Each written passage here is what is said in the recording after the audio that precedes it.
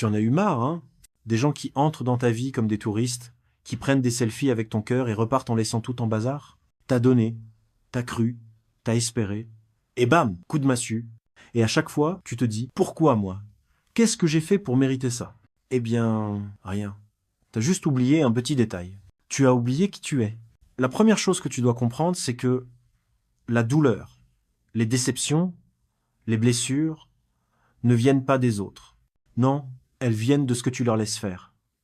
Tu vois, c'est comme si tu avais une maison avec une belle porte blindée, mais que tu laissais toujours la clé sous le paillasson.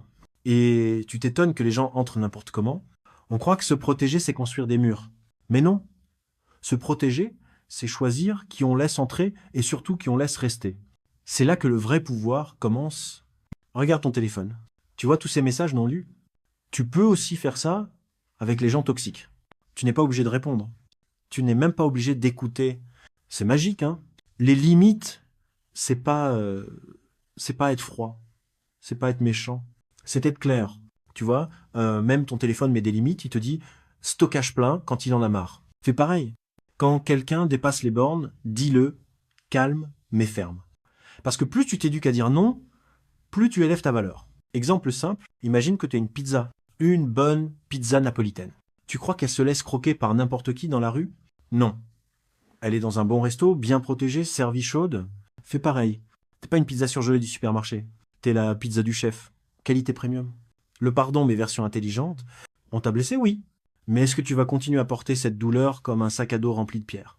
Ou tu vas le poser là maintenant et marcher plus léger? Pardonner? Bah, c'est pas dire ce que tu m'as fait, ok.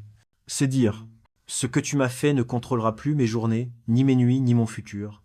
C'est un peu comme supprimer une appli qui te vole ta batterie. T'en as pas besoin.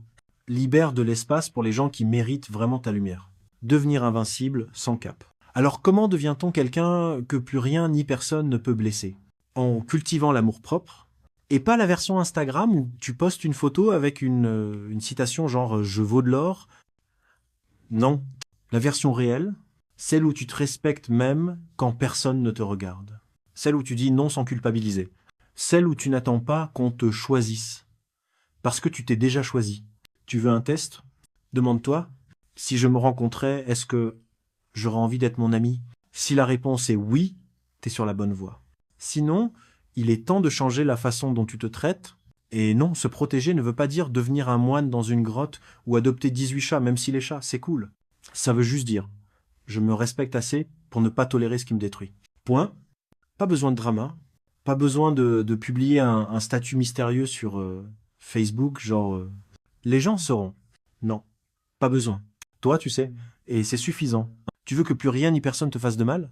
Commence par ne plus te faire de mal à toi-même. Arrête de rester là où tu n'es pas respecté. Arrête de dire oui pour éviter les conflits. Arrête de croire que ton amour doit être mérité. Ton existence suffit.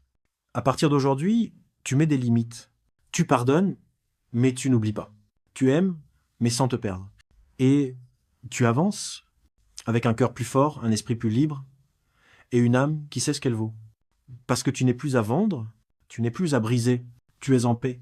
Et ça, c'est la plus belle des protections. Et si quelqu'un essaye encore de te faire du mal, souris et pense à cette phrase, je ne suis plus cette personne qu'on blesse, je suis celle qu'on respecte. Tu vois? Même ton aura vient de grandir d'un cran. Allez, respire, t'es prêt. Le monde t'attend.